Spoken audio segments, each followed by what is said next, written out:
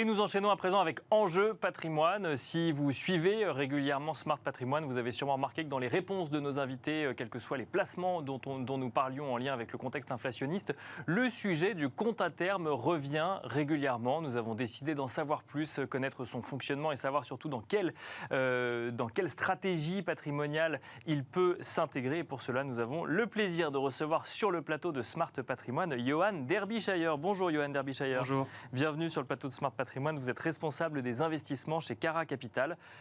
Je vais vous poser la question directement. Pourquoi les comptes à terme reviennent-ils sur le devant de la scène en septembre 2022 ?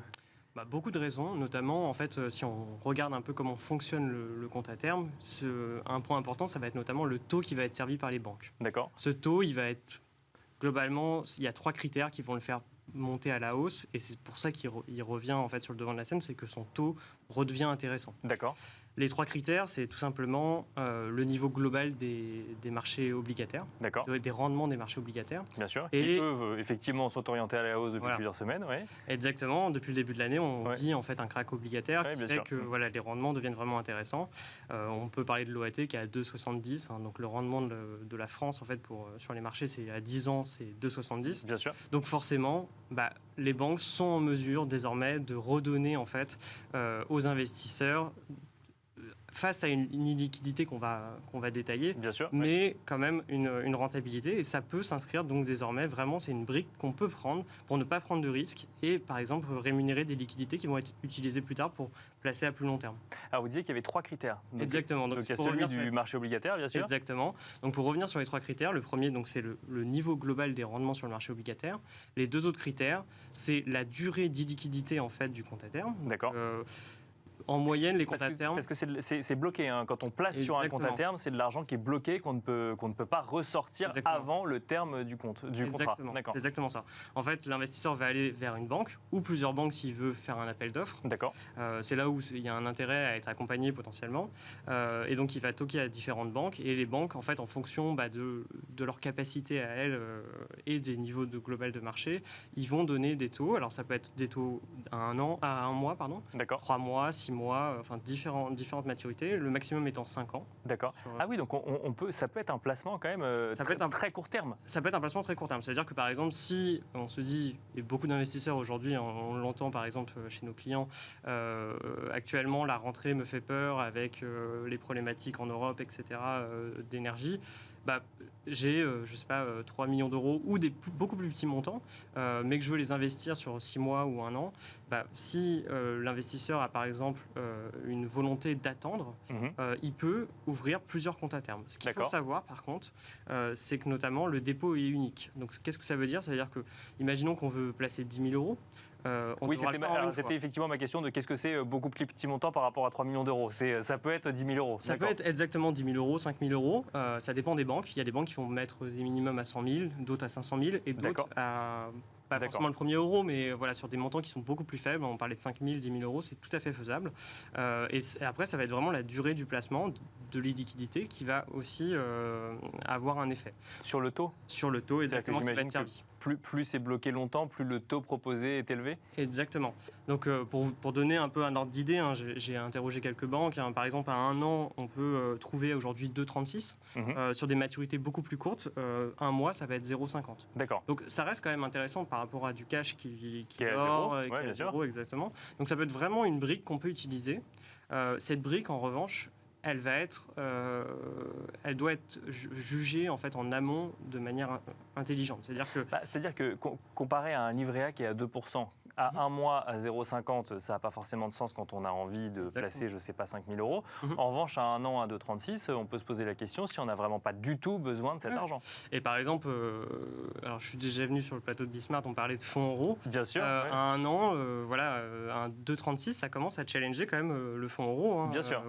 Donc ça peut être, c'est vraiment une brique qui peut être intéressante et qui est modulable. Ça veut dire que par exemple un investisseur qui a une somme assez importante en cash aujourd'hui, il peut se dire, s'il arrive à bien estimer ses besoins de liquidité sur les prochains mois, il peut dire, je vais prendre sur une tranche d'1 mois, je vais faire 10 000 euros, à 3 mois, je vais refaire une autre tranche. Parce qu'on peut cumuler les comptes à terme. On peut cumuler. La seule chose qu'on ne peut pas faire, c'est par exemple, si on prend un engagement à 6 mois, on ne peut pas dire, je mets 10 000 euros le premier jour et je remets 100 000 euros 3 mois après. Oui, c'est ce que vous disiez tout à l'heure, c'est que c'est un seul virement. C'est un seul virement, voilà. C'est ça qui, en fait, le jour où vous allez vous mettre en accord avec la banque, vous allez bloquer un taux. C'est ça qui est hyper important, c'est que vous allez bloquer un taux. D'accord.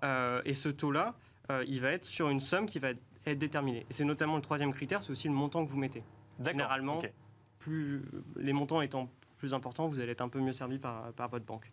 Mais ça reste quand même des niveaux aujourd'hui où ça redevient vraiment intéressant. Donc si je récapitule, pour bien comprendre le compte à terme, donc c'est de l'argent qui est bloqué, un seul virement, c'est pas comme un livret A ou une assurance vie, c'est un seul virement. En fait, le montant ouvre le compte à terme. Exactement.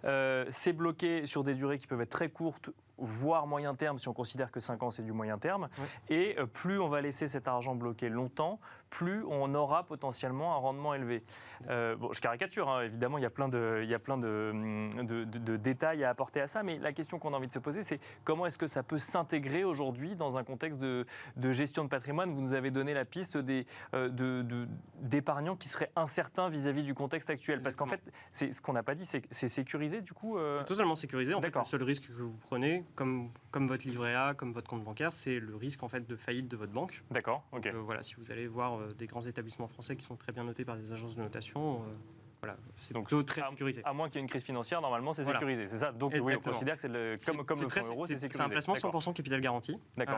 Voilà, la seule chose le seul risque que vous prenez, qui vient de vous, en fait, c'est que vous bloquiez votre argent. Oui, vous ne pourrez pas utiliser cet argent. Voilà, exactement. Et deuxième point, c'est que si vous avez vraiment besoin de cet argent et vous voulez donc casser votre compte à terme, ce qui est hyper important. D'accord. On peut, voilà, on peut, mais il y aura des pénalités. D'accord. Alors, ce qui est hyper important, c'est que chaque banque ne va pas vous fournir les mêmes niveaux de pénalité. Et l'environnement va aussi jouer sur cette pénalité. Donc déjà, ce qui est hyper important, c'est que quand vous regardez un compte à terme, alors au-delà de la signature de la banque, c'est-à-dire la qualité de crédit de la banque, si vous voulez vraiment analyser ça, c'est notamment le contrat que vous allez signer avec la banque lors de l'ouverture de ce compte à terme. Et dans les petites lignes, il y a notamment... Combien ça vous coûte si vous cassez le contrat avant ? Voilà. Et globalement, c'est indexé surtout sur l'évolution des taux servis par la banque. C'est-à-dire D'accord. Si ça peut vous être défavorable, et dans tous les cas, il y a quand même des pénalités qui sont mises en place. Donc, ce qui est hyper important, c'est que l'investisseur doit vraiment avoir analysé son besoin de liquidité avant de s'engager. D'accord. Une solution, c'est notamment ce que j'expliquais, c'était pourquoi pas de faire plusieurs tranches, c'est-à-dire de faire une tranche à 1 mois, à 3 mois, à 6 mois. Comme ça, on étale le risque aussi dans le temps. D'accord.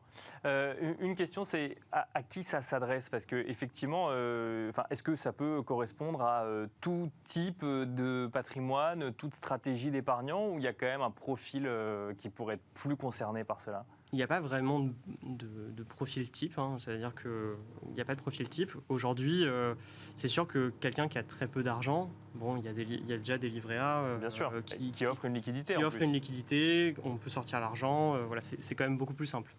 Ça va plutôt être à partir d'un certain niveau quand même de patrimoine financier, parce que c'est au-delà de tous ces minimums. Voilà.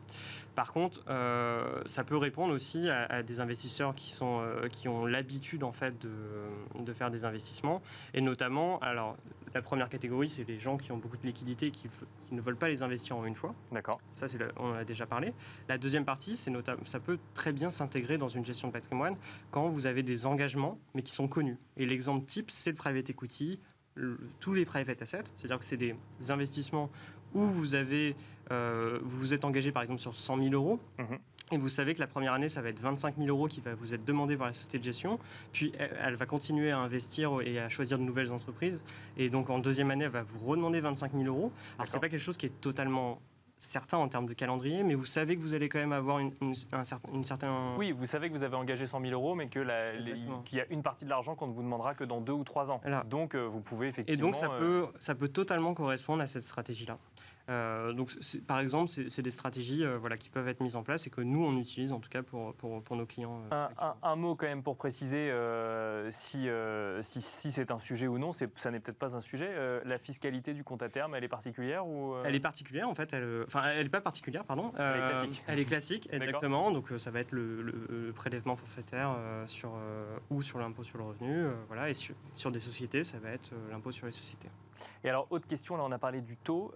Quand on parle du taux en lien avec les marchés obligataires, est-ce que quand on passe un contrat avec la banque et qu'on souscrit un compte à terme, on est forcément sur un taux fixe ou ça peut être des taux variables? Il peut y avoir des taux variables. D'accord. C'est aussi la plupart aujourd'hui, du fait du niveau des taux, le plus simple reste quand même le taux fixe parce que Bien sûr, voilà, parce qu'il y a une incertitude des deux côtés sur l'évolution. Exactement. Donc, en fait, ce qui est vraiment intéressant, je pense que c'est que si on devait résumer en une phrase, c'est vraiment un placement sans mauvaise surprise. D'accord. Quand vous signez, vous savez exactement où vous allez. Vous êtes capital garanti, etc. Donc après, si vous voulez jouer vraiment en se disant que les taux vont continuer à beaucoup monter, vous pouvez prendre le risque de prendre des comptes à terme avec des taux variables. Mais là, ça nécessite une connaissance peut-être un peu plus grande. Voilà, plus poussée, et on est quand même sur des niveaux de taux qui redeviennent quand même intéressants. On en a parlé à peu près, les niveaux de taux. C'est vraiment intéressant aujourd'hui de revenir. Et surtout que c'est un besoin, généralement, c'est quand même utilisé pas dans un but spéculatif. C'est plutôt utilisé dans un but d'attente, de rémunération de liquidité. Donc, il n'y a pas forcément de besoin d'avoir un taux variable en plus. Voilà. Bon, si je comprends bien, le compte à terme cohabite quand même assez bien avec un livret A ou un fonds ou une assurance vie. Oui, c'est l'étape d'après. C'est quand on a déjà effectivement de l'argent liquide sur ces placements-là, on peut aller chercher, enfin surtout sur le livret A d'ailleurs, quand on parle de liquidité, on peut ensuite aller chercher d'autres types de placements comme ce compte à terme qui revient du coup sur le devant de la scène parce que les rendements sont plus attractifs qu'il y a un an. Voilà. Après, il revient sur le devant de la scène, mais comme d'autres produits qui sont indexés sur les taux. En fait, c'est que globalement, l'ensemble des produits qui sont indexés sur les taux reviennent en avant parce que voilà, ça a redonné de l'air à toute cette catégorie de produits plus sécurisés pour les épargnants. Et c'est la fin de cette interview. Peut-être le nom d'un produit qui reviendrait sur le devant de la scène pour faire un teasing pour une prochaine émission. Par exemple, on voit notamment beaucoup de banques d'investissement proposer de nouveau en fait avec des taux assez attractifs, des produits structurés à capital garanti, avec des maturités. Par contre, là, généralement un peu plus longues. On ne travaillera pas à un mois, on travaillera plutôt à 1 an, 2 ans, 3 ans. Et voilà, le teasing est fait pour une prochaine émission Smart Patrimoine sur ce sujet. Donc on pourra évoquer les produits structurés à capital garanti. Merci beaucoup, Johan Derbyshire. Je rappelle que vous êtes responsable des investissements chez Cara Capital. Merci également à vous d'avoir suivi Smart Patrimoine et je vous donne rendez-vous demain à 13h sur Bismart.